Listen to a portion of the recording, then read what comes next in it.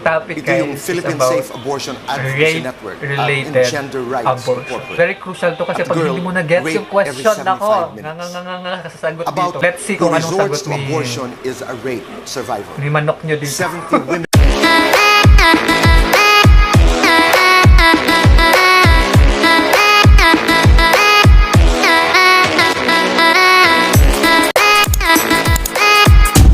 So ano pang inaantay natin? Mag-start na tayo. So let's proceed with the next topic. Let's go to abortion. Pero rape-related abortion. Oh, Sabi ng pinsan, ang topic ito guys yung is Philippine about Safe Abortion Advocacy Network and rape-related gender rights abortion. corporate. So, Isang Filipino woman, very crucial to kasi at pag girl, hindi mo na-get rape yung question, every nako, 75 minutes. kasasagot about dito. 1 in every 8 Filipino So, women let's see who kung anong resorts sagot to ni- abortion is a rape survivor. Ni manok nyo dito. 70 women Ni manok. induce abortion Si every BBM hour. dito. Complications from unsafe abortion is one of the 5 leading causes of maternal death and a leading cause of hospitalization in the Philippines. 2012 alone, 610,000 Filipino women induced abortion. Over 100,000 women were hospitalized and 1,000 women died due to unsafe abortion complications. Totoo, ang dami namamatay sa Since there is no unsafe access to safe abortion in the country, at least 3 women die every day from unsafe abortion complications. Ito po ang aking katanungan. Bilang presidente, at kung ikay papalarin maging presidente ng Pilipinas, do you think, Senator Bongbong, is it time to enact a law on abortion that would allow pregnant rape victims the choice of legal and safe abortion? Yes, I think for very severe cases, like you say, the majority of cases are rape victims, and I think that if it can be shown that they were raped and it was not consensual sex and that got them pregnant, then they should have the choice to abort or not. The other is incest, perhaps, if the mother, who is usually quite young, is not capable of has mental deficiencies, or is just not capable, emotionally or mentally capable to take care of a child, to have a child. Maybe those are the cases where we can say that abortion might be justified. But still, for me, the bottom line is, when it comes to the subject of abortion, it is a woman's decision, because it is her body. Meron din mga unusual cases ng nare-rape, pero they keep the child and they raise them as their own. Again, they must be given that choice. And the women, I think, well, all the women in my life, always, when we talk about this subject, when we talk about abortion, say, it's my body. I should decide. And I subscribe to that notion, and I think that's correct.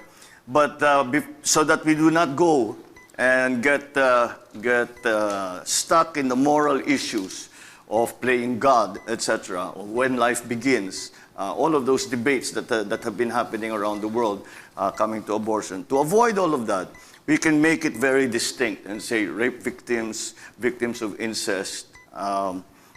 If the mother's life, health is in danger, if they take the pregnancy to full term, maybe that will be another possibility. But beyond that, I don't think we need to do more than that when it comes to Senator abortion. Bongbong, this is totally against the position of the Catholic Church.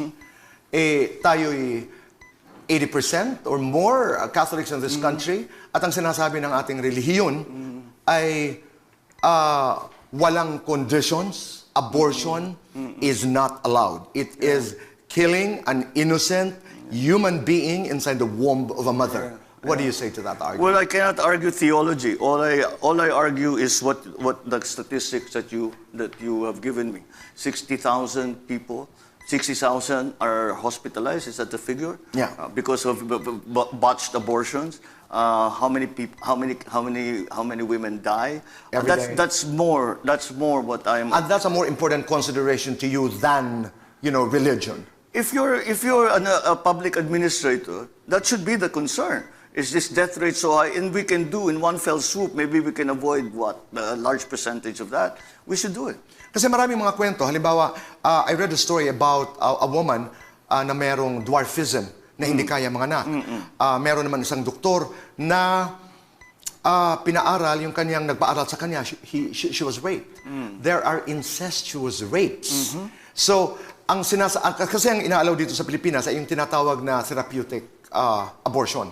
Na halimbawa, ang mga doktor ay nariyan at if you are choosing between the life of the mother to save the mother, you know, you are allowed to do it. Yun ang aking pagkakaunawa. That's right. So, in cases, in severe cases, katulad doon sa mga minention ko, you are okay with abortion. Almost certainly, because we want to save the lives of people. We want to save the lives of women. And that's what, in effect, we will be doing if we allow these critical cases to avail of that therapeutic abortion that you mentioned.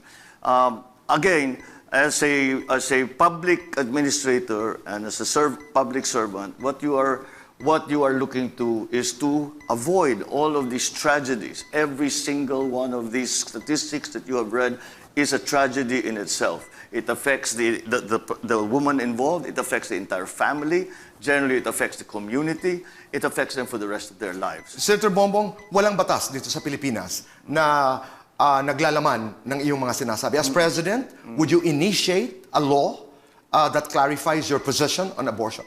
Well, if the Congress will pass a law, and that is the will of the people, and the majority of the Congress as representing the general populace, if it is their will that we have that, then There you go. Gusto ko yung sagot niya dito sa abortion. So guys, hindi malayo sa term niya kung if ever siya ang manalo for presidency, no, talagang hindi malayo maging legal yung abortion law kasi nga based on my understanding dun sa sagot niya. Pero sabi niya naman he will make it distinct. For example, yung mga rape victims, so pwede silang legal na magpa-abort. Yung mga ganong example for distinction na sinabi niya. And then I think the role of the government is to provide option sa mga tao, sa citizen, on either to have an abortion. Kasi there are cases talaga na talaga, for example, yung anak ni-rape ng tatay. So, that's something ang bigat eh. So, parang dadalhin mo siya for the rest of your life. So, I think the best thing to do na government dyan is to pass a law to legalize abortion ng mga ganong cases nga. Kasi minention niya talagang distinct for rape victim, mga ganong cases. So, yeah, I think it's time na na magkaroon na ng ganong batas kasi kudos din kay Boy Abunda. So, bago niya tinanong kasi yung question niya, talaga may mga present siyang data, may mga nag-research si kuya mo. Nag-research siya. Talagang iba kapag kahanda yung talagang interview. Oo, talagang very concrete yung mga present yung research and data. So, it's really time. And, kung ang government man din mag-i-intervene kung ang church is mag-i-intervene sa government, I think it's very obvious. Hindi ko lang familiar kung anong clause or constitution apart, pero there should be a separation between church and state kasi. So, I think this time, the role of the government is to provide an option to those rape victims to have an abortion. Okay? No hate. Let's talk about drugs, Senator Bongbong. Next question. Pupuntahan ko yung We're sinabi on ni drugs, President so next Duterte in a speech So let's see kung paano niya i-address yung Ozani drugs. City, Okay. August 2017. And I quote, "I feel so bad about all of these things kasi nalaman ko paano ko makokontrol in 3 to 6 months. Ang mga generals na police nandiyan, tapos yung mga Bureau of Customs na inaasahan ko, PI, nasa droga. How will I succeed? Nasa droga. Alam ko na nagkamali talaga ako.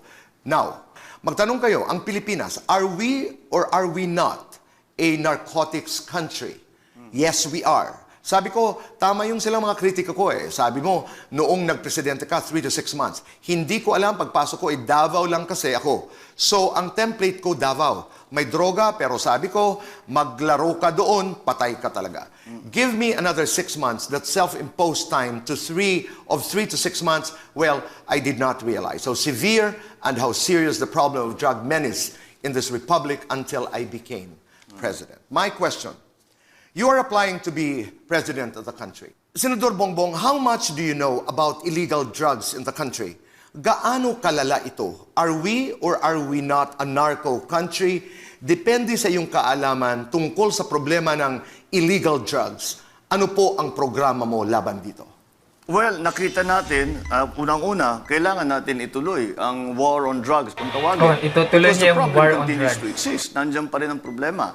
Kung itatanong mo, I don't know what a narco state is, but we have seen, I think everybody can see the influence of the drug lords in our everyday lives, in our political lives, in our economic lives. And so, talagang insidious. Kaya actually, yung nag-uusap kami ni friendship sila, nag-uusap daw Duterte sila. noon, sabi niya talagang hindi ko na-imagine na ganito kalalim at ganito kabigat ang problema ng droga. Kaya para sa akin, kailangan natin ipagpatuloy ang laban kontra sa droga. Ngunit, siguro, nakita natin na talagang sinagad ni Pangulong Duterte ang pag-enforce ng mga batas against drug dealers and drug addicts. And I think we're beginning to realize that enforcement only takes you so far. Kailangan natin din pag-aralan ang prevention at saka ang cure. Ang prevention, ang pagtuturo sa ating mga kabataan na huwag silang papasok dyan sa ganyang klaseng bisyo, sa ganyang klaseng buhay, at masisira at mawawasak ang kanilang buhay. Kailangan paulit-ulit natin sinasabi all the way to grade school, paulit-ulit through high school na hindi talaga, na naririnig talaga nila yan. And the other thing is yung cure. Pagka sumabit na talaga yung tao, na-addict na, meron tayong rehab naman. When we treat them properly, we should expand our rehabilitation facilities, not just regional, which until hanggang bawat probinsya siguro dapat meron, dahil malala talaga ang problema. And I think it's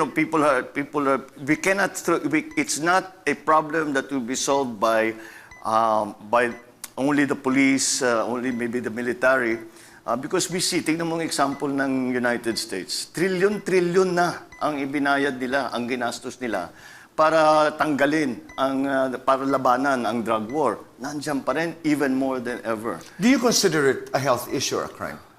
Oh, most certainly. Because talaga naman, hindi tumatagal ang mga adik eh. Their health is always at risk. They are not productive. They are not productive members of society. They do not even help themselves.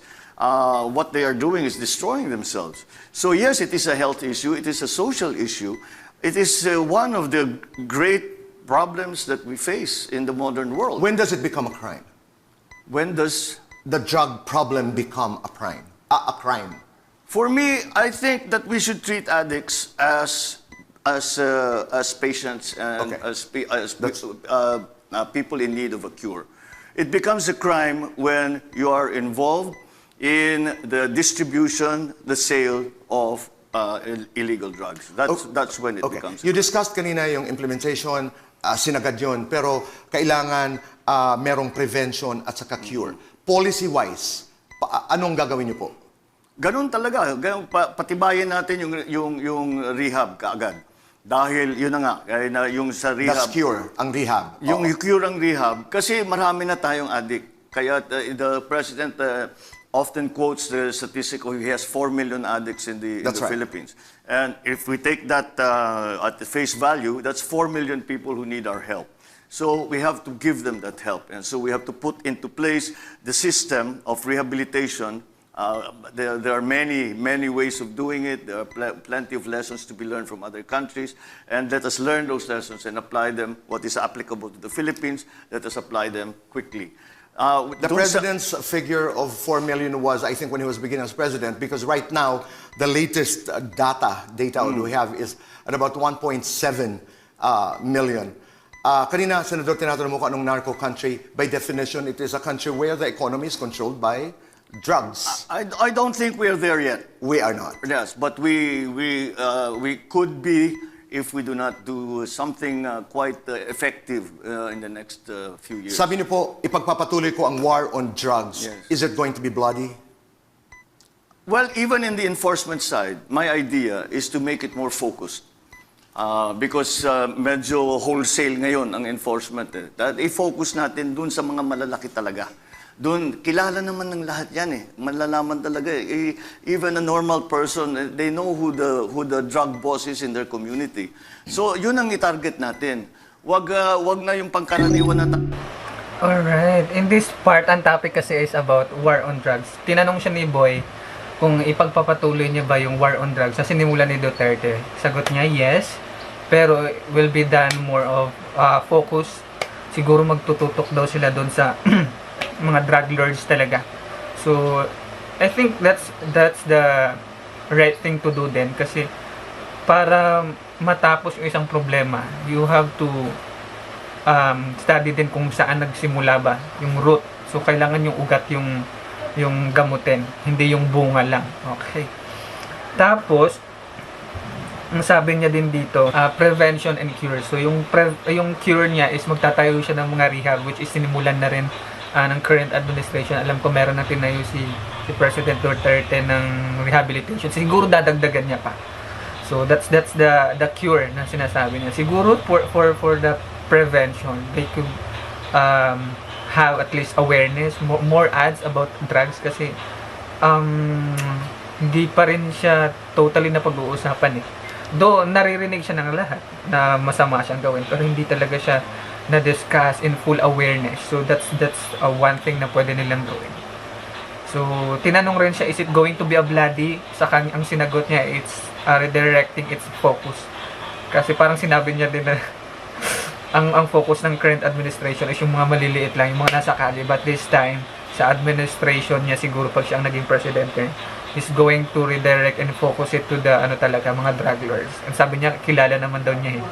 So sana, ang gagaling sumagot, maganda yung mga sagot niya so far during the interview niya dito kay Tito Boy. Pero sana mangyari siya sa totoo kapag siya ang naging presidente.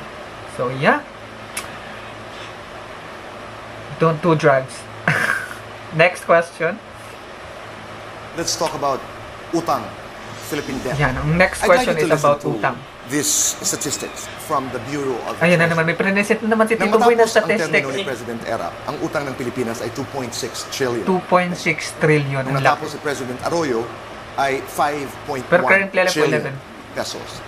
Umabot sa 6.5 trillion pesos noong matapos ang termino ni President Iba Aquino. talaga si Tito Boy. As of end November 2021, Nag-research.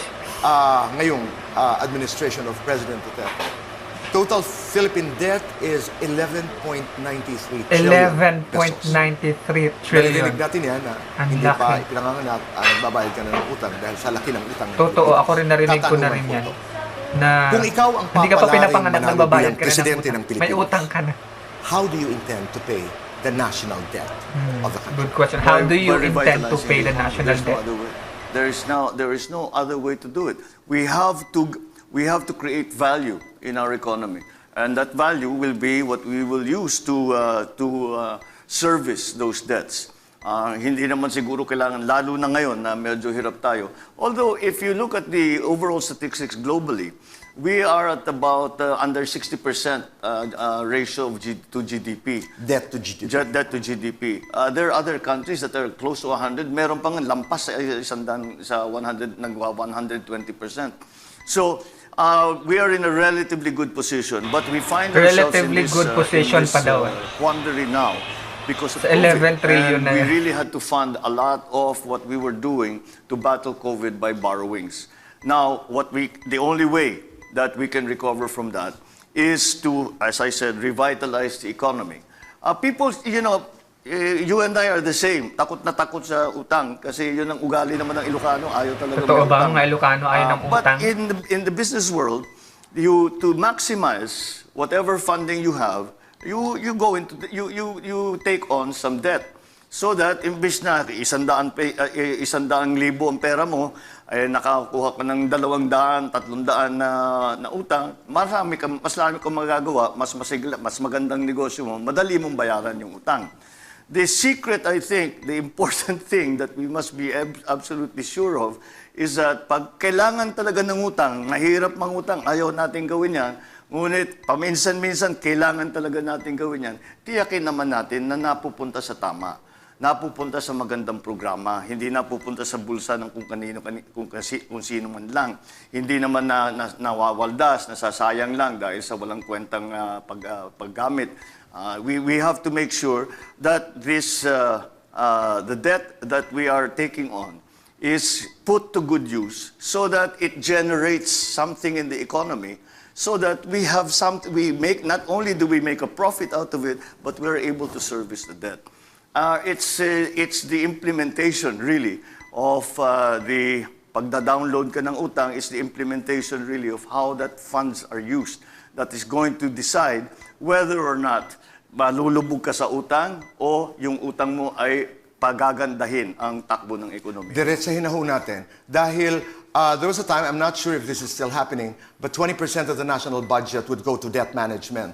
Pero may mga data tayo na nagsasabing, I think this was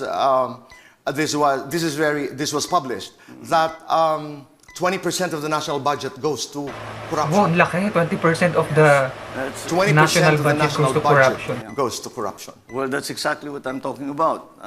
If it's going to go into corruption, wala talaga, palubog na tayo ng palubog.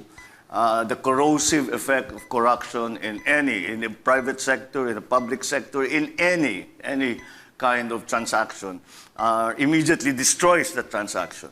What would you do as president? Well, you have to tighten up our checks and balances to make sure that the money that we are getting, and paying interest on, is used for good things, proper things. It's handled properly. As I said, it's not hindi nababawasan ng mga korap.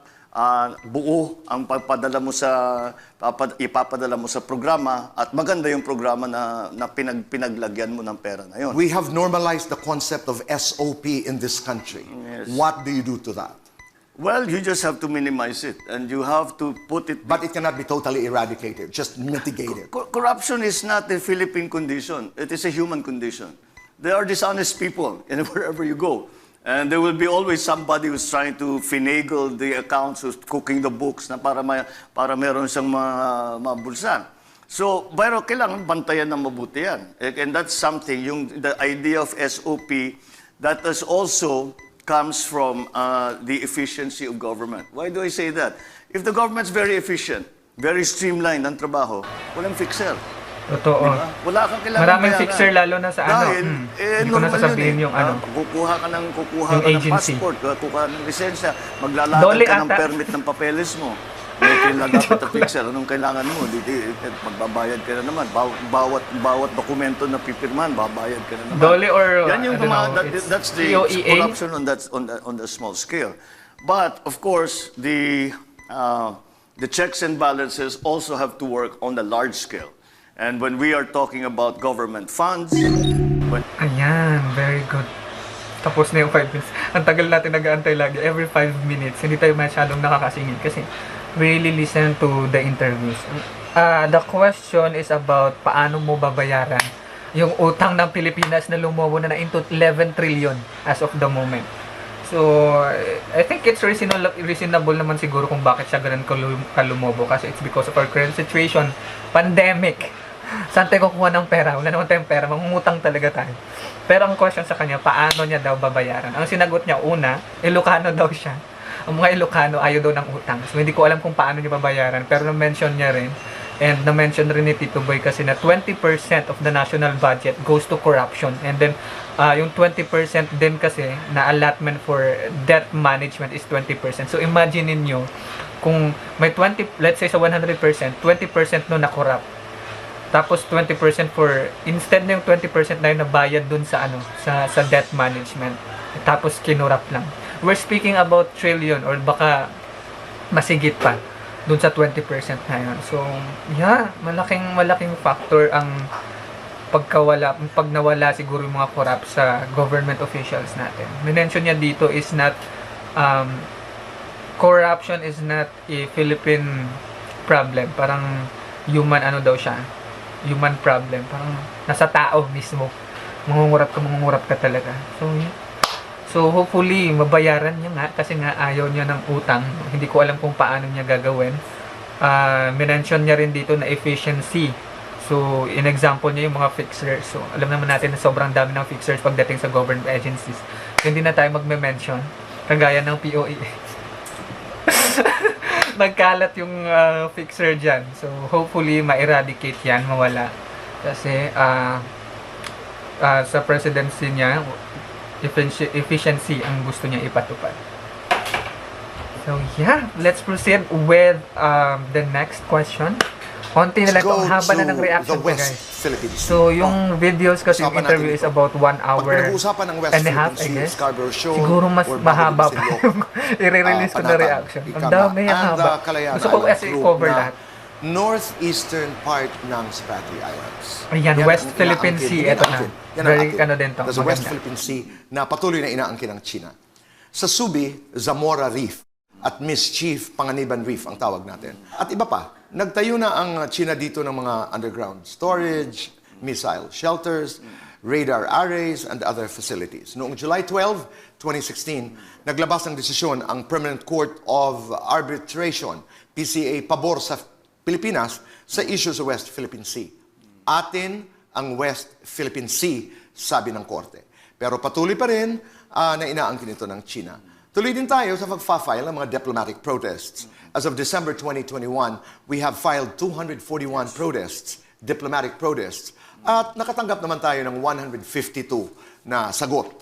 Tanong, bilang presidente ng Pilipinas, you are also the chief architect of foreign policy. My question is, you are applying to be president of this country. If all diplomatic efforts fail, do you think the Philippines is strong enough and prepared to fight a defensive war against China to protect our territorial sovereignty? Well, first of all, I go back to the premise. We must not allow diplomacy to fail. It is the only option that we have. The only way, there are 3 ways where territory can be gained or lost. And one is to arbitration with the agreement of both parties.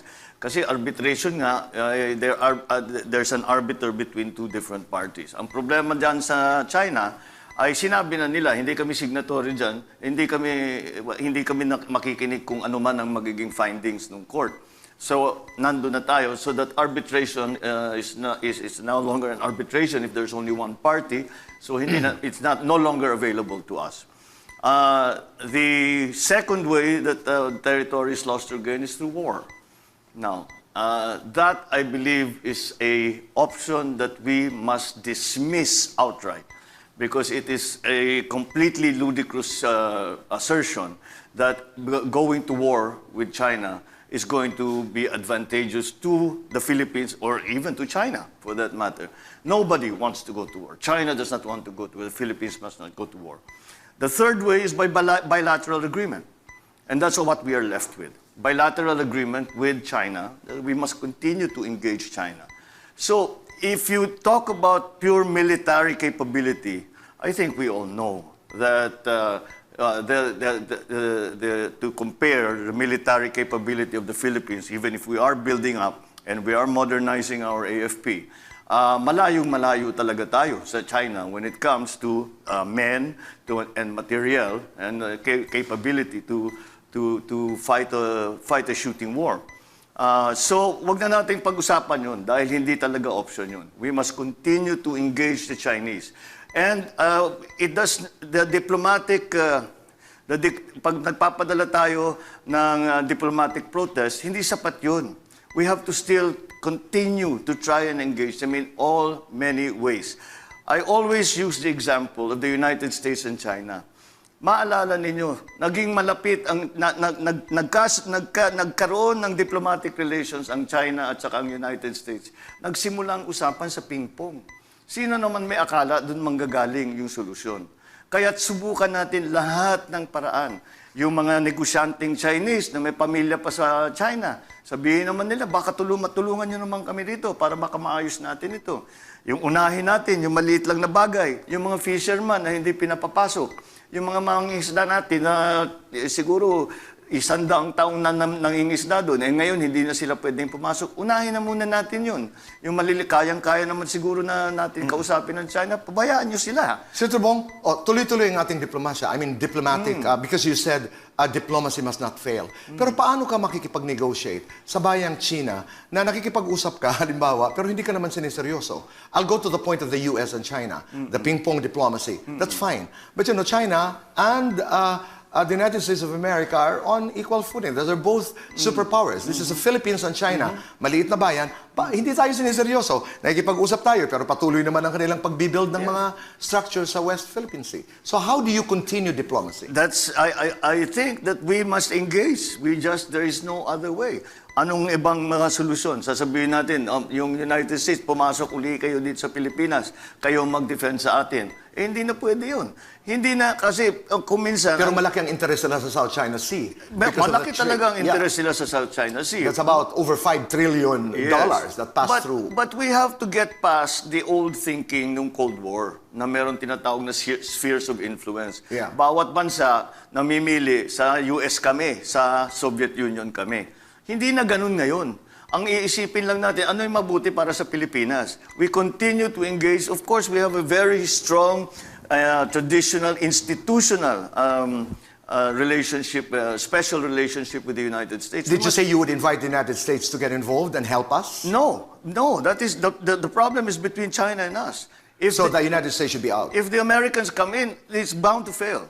Because you're putting the two protagonists together. And we must understand, dalawang superpower na nasa gitna tayo, lit-lit natin. Ang biro ko nga, bumahing lang na sa bayan, mawawala na tayo sa mundo. Senator Bongbong, doon lang sa arbitration. Sabi mo nga, paano ka mag-arbitrate? Sinabi naman ng China, hindi ko tinatanggap ang iyong imbitasyon. Yeah. Do you think is there value of the PCA's decision saying that the West Philippine Sea belongs to us? There is value because Oh my God! Sobrang iinit ng conversation. So, tinanong siya na parang, does Philippines is ready? Kapag siya nanalo, ready for defensive war against China. So, in my 2 cents, hindi tayo mananalo sa China. Tandaan nyo yan. Well, let's, react muna doon sa sagot ni Bongbong. So, ang focus niya naman, he said that he'll go to the diplomatic way. So, that's the only option nga, yung term niya. That's the only option that we have. Kasi, kung saan mo man tignan, hindi tayo mananalo sa China. Kumbaga, tayo nagbi-build pa lang tayo ngayon ng mga defensive weapons natin, whatsoever, mga ina-acquire natin.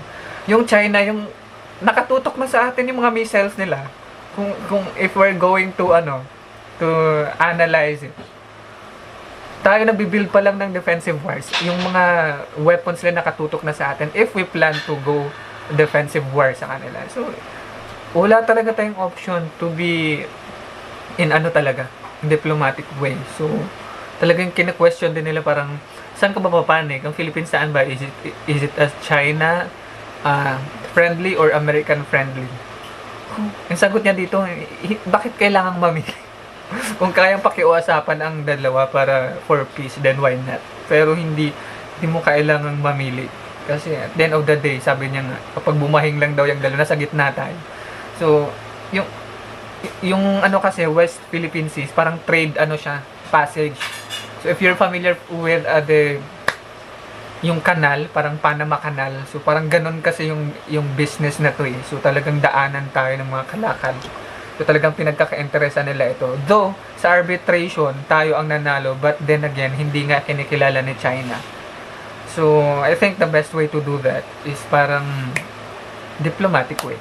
So since member naman tayo ng United Nations, hindi ko alam kung paano to gagawin ni Marcos, ni BBM, but then, sana ma-solve niya. Parang ang pinaka-problem natin ngayon, we cannot go fishing doon sa West Philippine Sea kasi nga, nandun na, nakabakod na yung China. Wherein, sa arbitration tayo nga nanal, bakit hindi tayo pwede mangisda? Parang ganun, yung pinaka-problem natin eh. Yung mga Pilipino hindi nakakapangisda doon. So, I think, they should focus muna doon. Kasi in diplomatic way naman, nanalo naman tayo, sa atin naman pumanig yung United Nation. So, alam mo yun, by papers, diplomatic way, we won. We won, pero hindi kinilala. Hindi nakakapangisda yung mga Pilipino sa West Philippine Sea. So, that's the reason I think na dapat unahin yun. Makapangisda muna tayo nang may mabenta silang isda, nang may maulam yung mga tao, di ba? Parang ganon! Nako. Ayoko na. Hindi ko na po problemahin to. Problema na to ni Bongbong pag nanalo siya or sa ibang mga presidential aspirants. Ang haba na ng video ko. I guess let's proceed with the next question. Let's talk about our 10th question. Let's talk about the presidential qualification. Last question, presidential. You are applying to be the President of the Republic of the Philippines. It's a very Presidential complex, gargantuan qualification. job. Inilista ko lamang ang ilan sa mga trabaho ng Presidente. Head of Government, Nag-research Chief na naman ulit si Architect Tito of Boy. Foreign Policy, Commander-in-Chief of the Nag-research Armed na naman Forces of the siya. Philippines, signs budgets, manages finance, appoints justices, recommended by the Judicial and Bar Council, confers National Artist Awards, manages disasters and pandemics, fights drug wars, head of her political party, has power over aliens, has power of eminent domain, practices general supervision over local governments, and pardons convicts. That's how complex, napakalawak, napakalaki, how daunting ang trabaho ng isang presidente. Samantala, sa ating saligang batas, Article 7, Section 2 of the 1987 Constitution, ang qualifications para maging isang presidente ay mga sumusunod. Number 1, natural-born Filipino. Number 2, a registered voter. Must be able to read and write. Number 4, 40 years of age at the day of the election. Number 5, must have resided in the Philippines 10 years before the election is held. Right now, as we talk, Senator Bongbong, napapanahon na ba para amyendahan ang provision na ito ng saligang batas? Oo, hindi, bakit? Dahil, palagay ko hindi. Dahil the concept behind the way the Constitution has approached the qualifications for President is to come from the point na sinasabi, anyone should be allowed to be President. Dahil mahirap, hindi nakapag-graduate, pero marunong naman, dapat pwede, kung talagang kaya, pwede siyang maging Pangulo. Hindi kailangan ng mga maging mayaman, hindi kailangan maging sikat, all of these things. And that's the idea behind that. But we also have to recognize that I agree, everyone should be allowed to be president. But not everyone can be a good president. So we have to pick, with the fix, if you want to call it that, for that, is not to amend the Constitution and to amend the qualifications for president. It is to change the political system in terms of our choice of candidates. Dahil dahil yung multi-party system, kahit na lang sino, pwedeng magtayo ng partido basta may pera siya. At tatakbo, maging presidente, wala namang hindi talaga marunong, hindi namang qualified, walang magawa. Dati, nung two-party system tayo, we had the liberal and the nationalista. Within the parties, everybody wants to be president. Lahat ng gusto mag-senador, mag-governor, mag-mayor. Pero sa loob ng partido mismo, ay namimili na. Tinitingnan sino bang pinakamagaling talaga dito, sinong ilalaban natin, sinong imamanok natin na pwedeng senador. So pagpili ng isang partido, sasabihin nila, eto mga kandidato namin, ang parang mong sinasabi, eto na yung pinakamagaling talaga sa amin. Ngayon, dun sa kabilang partido, ganun din ang ginagawa. Kaya kung sino man, puro magagaling ang mga kandidato dahil pinagsabong na yan sa loob ng partido. So lumabas ang pinakamagagaling, ang pinakamekaya, kahit sinong mahalal, marunong. And that, I think, is the way we can, the way that we can. I was a great proponent of the multi-party system. because of my experience studying abroad, where I see that it has worked. But it has not really been a successful experiment. So here in you the are Philippines. for the two-party system in the Philippines? I think because we lack the political maturity yet in the Philippines to understand that ideology must play a part in the multi-party system. Yan po ang ibig sabihin nyo na ayusin natin ang ating political system by going back to the two-party system. I think that para is- nasala na yung mga kandidato na parang Tama. Great Britain, for example. That- There's a quote that says, every prime minister, there is no amateur who becomes a prime minister because you have to be an MP. Yes. You have to be an MP to be nominated to be prime minister. You wanted to say something, Senator? Well, the difference between that and the two-party system is that their party stands for something. When you talk about the Conservative Party, they're conservatives. They talk about the liberal, they're liberal Parang in their Democrats in and their the thinking. Republicans, may stand na sa taxes at saka sa abortion. The Green Party in Germany started off as an environmental party for environmental issues. All of these things that we haven't yet learned to adopt. And that's why I think we should start thinking about going back to the old simpler system, that we can always guarantee that whoever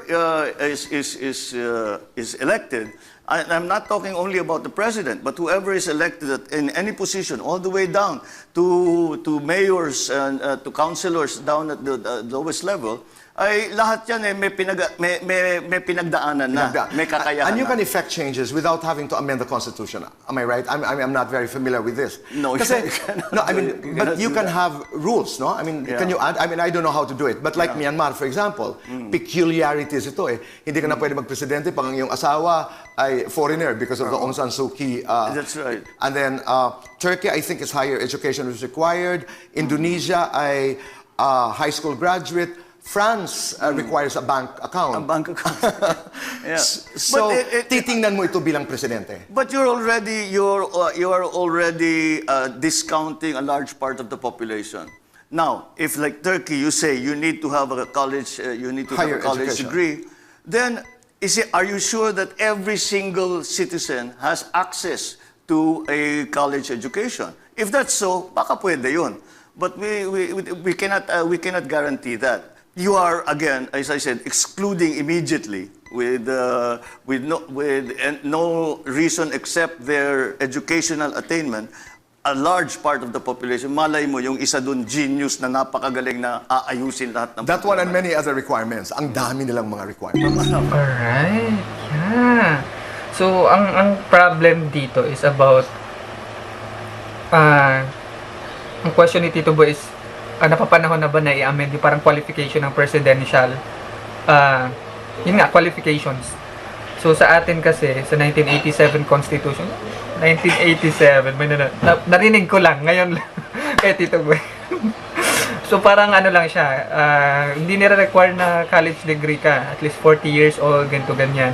So, ang understanding ko naman, based din sa sagot ni TBM, kaya siya ginawa na ganun, it's about inclusivity. So, parang may inclusion, wala kang ine-exclude. For example, in terms of education, kapag ka ni-require mo yung college degree, so meron ka na agad na exclude na mga hindi nakapagtapos ng college, so hindi na agad qualified. Ang in-example niya nga, what if yung anak ng magsasaka is parang genius, something kayang resolbahin yung problema ng bansa. So, yun yung iniiwasan. And at the same time, bago mo siya i-include per him bago mo siya i-include sa qualification, just i-make sure muna natin na yung education is available sa lahat. O, lahat ba nakakapag-college? So, kung lahat naman ang nakakapag-college at binigay natin yun as a state sa mamamayan na free yung education, so there's no excuse na hindi ka nakapagtapos ng pag-aaral and you are qualified na tumakbo ng presidente. So, that's the point doon. And then, mention niya din na he's in favor with the two political party system. So, ako din, in my 2 cents, no, maganda yung ganun if the question is about experience. Ang titignan mo is experience ng candidate, if he is able to handle or manage the country. So, ano na ba yung mga experience niya on management? So, ganun. So, titignan siya. I'm in favor sa ganun. Siguro para hindi na maraming parties. At saka salang-sala. Kasi kung makikita mo sa ano natin, mga candidates, may mga tumakbong talagang alam mo alam mo nang hindi mananalo kasi based on experience wise, exposure wise. Well, maybe that's the purpose of the constitution, no? Kaya nga ganun kaluwag yung ating qualifications, hindi ganun kahigpit. Unlike nga doon sa ibang company,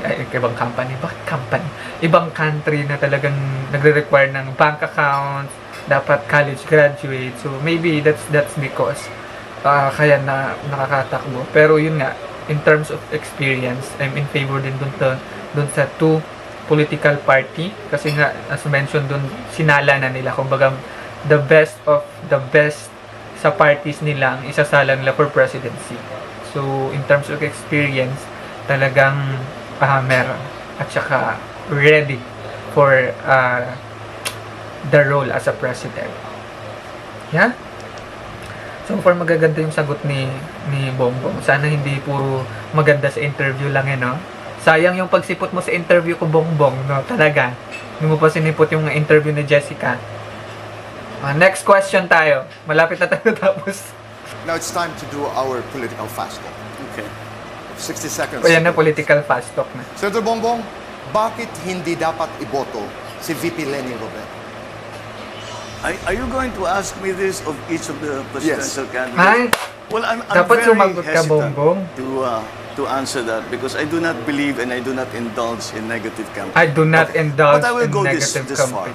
And I will say that Ang lalim ng I English. believe that none of the other candidates have yet come to the conclusion that unity, ang pagkakaisa, ang So ating pro-unity pangangailangan. daw siya. At doon magsisimula ang ating Dapat pagbalik sumagot kayo para dito sa krisis trending. ng pandemya. So that's your answer to Mayor Isko, Senator To all Lacson? of them. I to all said of them. because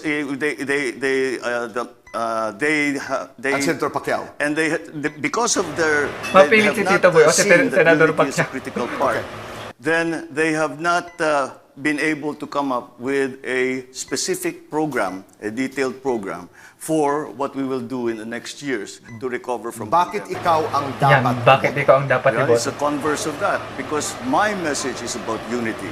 Ayun, na time. Unity lang yung nasagot. Narito na po tayo sa ating final question, answerable in 60 seconds. Final question and I na. don't Dito get na to tayo. follow up. Matatapos na rin And the tayo. question is, March 19 of 2018, President Duterte withdrew the Philippines from the Rome Statute. When the withdrawal took effect on March 17, 2019, ang Pilipinas was no longer a member of the International Criminal Court, ICC.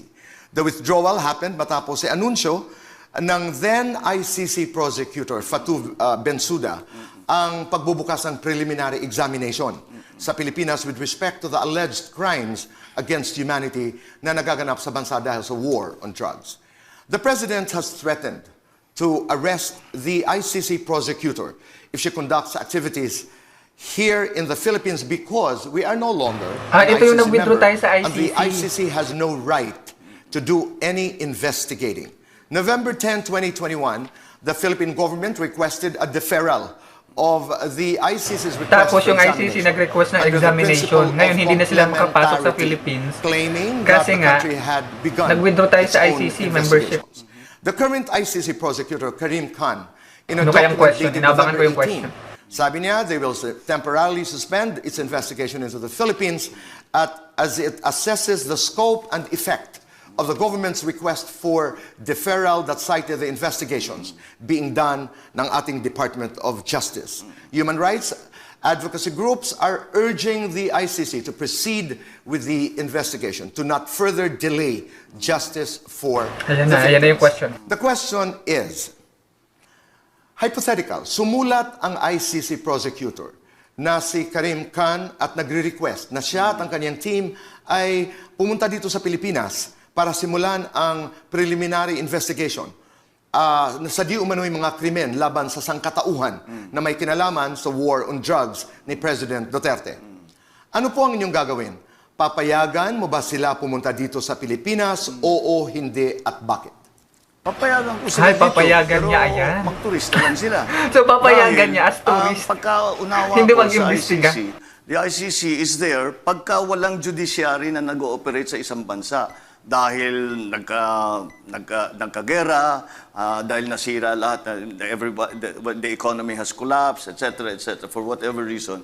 Diyan papasok ang ICC. We have a functioning judiciary. So we have a And that's functioning why I do judiciary not see daw. So bakit the need kailangan lang for mag-imbestiga? a foreigner to come and do the job for us, to do the job for our judicial system.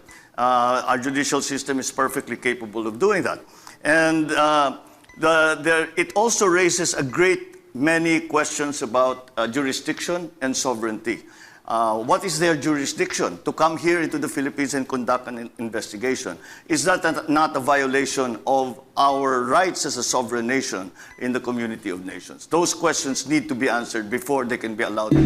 Alright, natapos rin natin yung interview. Ang haba! Nakailang charge ako ng battery. Nakailang post din kami dito. My God!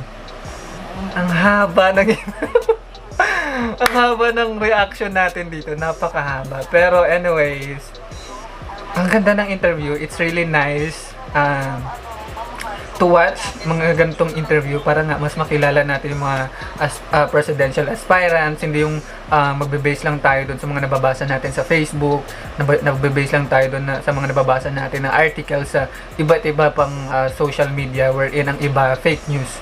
So mas maganda yung ganitong in-interview sila ng mga batikang interviewer, kagaya ng classmate natin na si Boy Abunda, si Jessica So, at yung iba pang mga interviewer. Talagang napalabas nila yung mga gustong mangyari ng mga presidente sa ating bansa.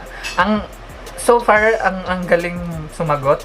Talagang merong nakikita natin they are prepared. They already have plans for the country. Pero sana hindi lang sa interview sila, no? Kaya more interviews pa ang papanoorin natin, more interviews pa ang i-react natin for us to be equipped din kung ano ba ang kaya nilang i-offer kapag sila ang naging presidente, if they are also worth our vote. Kasi your vote, my vote, everybody's vote is important. So, I hope you guys do enjoy ang ating reaction video. Ang haba na nito, so sana pinagtiyagaan nyo panoorin. And that's it. Thank you so much for watching. Bye-bye!